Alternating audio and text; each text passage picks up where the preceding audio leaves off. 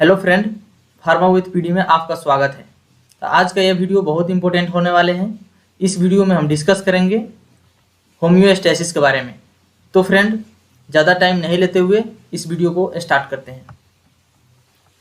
तो चलिए समझते हैं होम्योस्टैसिस होता क्या है। फ्रेंड, होम्योस्टैसिस का मतलब क्या होता है, इसमें दो चीज़ के बात किया जाता है, एक इंटरनल इन्वायरमेंट और दूसरा एक्सटर्नल इन्वायरमेंट। जो हमारा बॉडी का इन्वायरमेंट होता है उसको इंटरनल इन्वायरमेंट बोला जाता है, और जो बाहर का इन्वायरमेंट होता है उसको एक्सटर्नल इन्वायरमेंट बोला जाता है। कहने का अर्थ क्या हुआ, अगर हमारा बॉडी का इन्वायरमेंट एक्सटर्नल इन्वायरमेंट के साथ सूट करता है तो हम लोग अच्छा फील करते हैं, कंफर्टेबल फील करते हैं। लेकिन अगर हमारा बॉडी का इन्वायरमेंट एक्सटर्नल इन्वायरमेंट से सूट नहीं करता है तो हमारा बॉडी में बहुत सारे चेंजेज आते हैं। जैसे हम लोग समझ लीजिए कि जब हम बोलते हैं ना कि मौसम चेंज होने की वजह से हमारे बॉडी में सर्दी जुकाम हो रहा है। कहने का अर्थ क्या हुआ कि उस टाइम पे क्या होता है कि जो हम लोगों को बॉडी का इन्वायरमेंट होता है एक्सटर्नल इन्वायरमेंट के साथ सूट नहीं करता है, जिसकी वजह से सर्दी जुकाम होता है। लेकिन कुछ दिनों के बाद हमारा बॉडी उस इन्वायरमेंट के साथ सूट कर जाता है, मैच कर जाता है, जिसकी वजह से हम लोग कंफर्टेबल फील करने लगते हैं। तो यही होता है होम्योस्टैसिस। होम्योस्टैसिस कहने का अर्थ क्या हुआ, हमारा बॉडी का इंटरनल इन्वायरमेंट एक्सटर्नल इन्वायरमेंट के साथ कांस्टेंट होना, स्टेबल होना। तो चलिए समझते हैं कि जो होम्योस्टैसिस होते हैं ये दो ग्रीक वर्ड मिलकर बना हुआ होता है, होम्यो प्लस स्टैसिस। तो फ्रेंड, होम्यो मीन्स होता है सेम और स्टैसिस मीन्स होता है कांस्टेंट, और स्टेट बोल सकते हैं और स्टेइंग बोल सकते हैं। तो यहाँ पे देखिए कि it is regulating process by which an organism can maintain internal stability while adjusting to changing external condition। जो एक्सटर्नल इन्वायरमेंट में चेंजेज आते हैं उसके हिसाब से हमारा बॉडी में जो ऑर्गन सिस्टम प्रेजेंट है उसमें भी चेंजेज आता है, ताकि जो एक्सटर्नल इन्वायरमेंट है वो हमारा बॉडी के साथ कांस्टेंट रहे। ठीक है, तो अब हम लोग देखते हैं कंपोनेंट ऑफ होम्योस्टैसिस।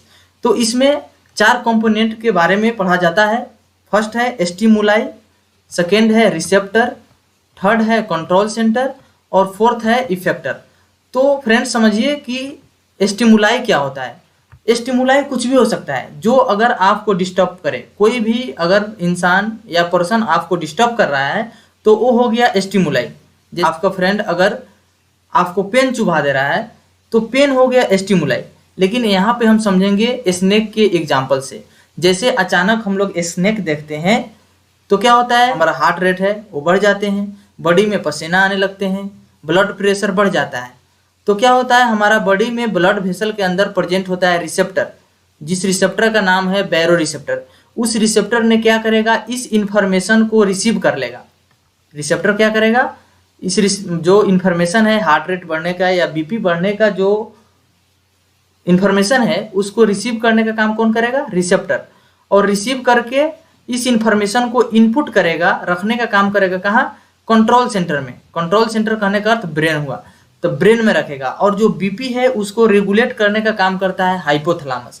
तो हाइपोथैलेमस को मास्टर ऑफ मास्टर ग्लैंड भी बोला जाता है।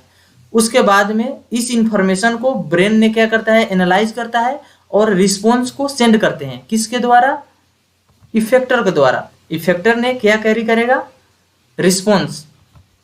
तो इस रिस्पॉन्स जब ब्रेन रिस्पॉन्स करेगा तो वहां पे क्या आएंगे, चेंजेज आ जाएगा। तो फिर से हमारा बीपी क्या हो जाएगा, नॉर्मल हो जाएंगे। तो अब हम लोग समझते हैं कि type of homeostasis.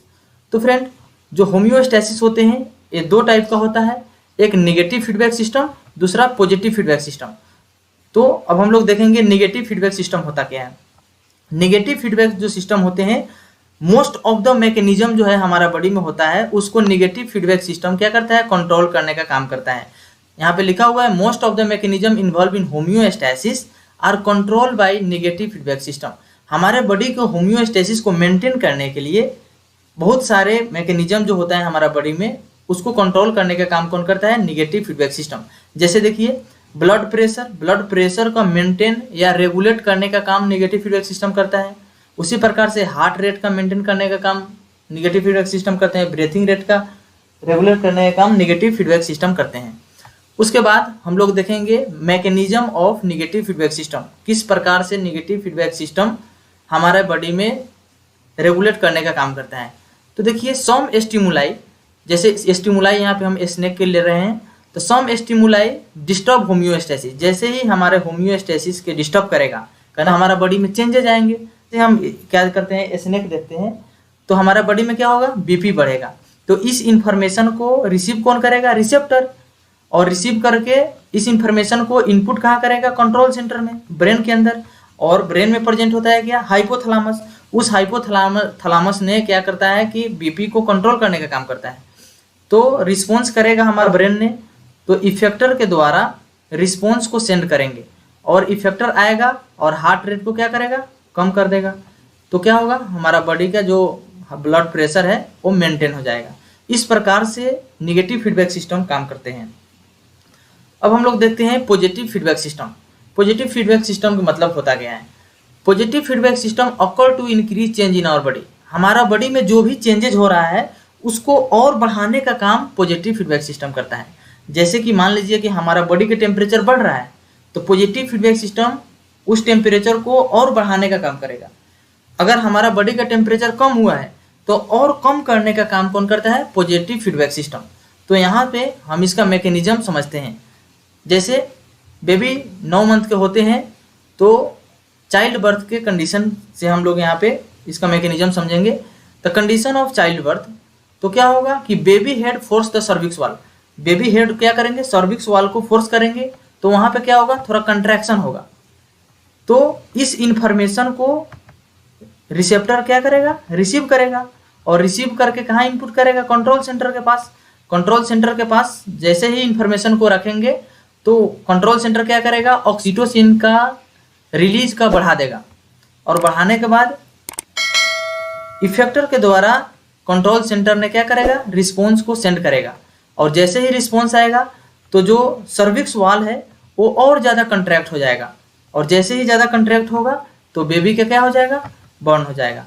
Next video हम जल्द से जल्द लेके आने वाले हैं। So thank you.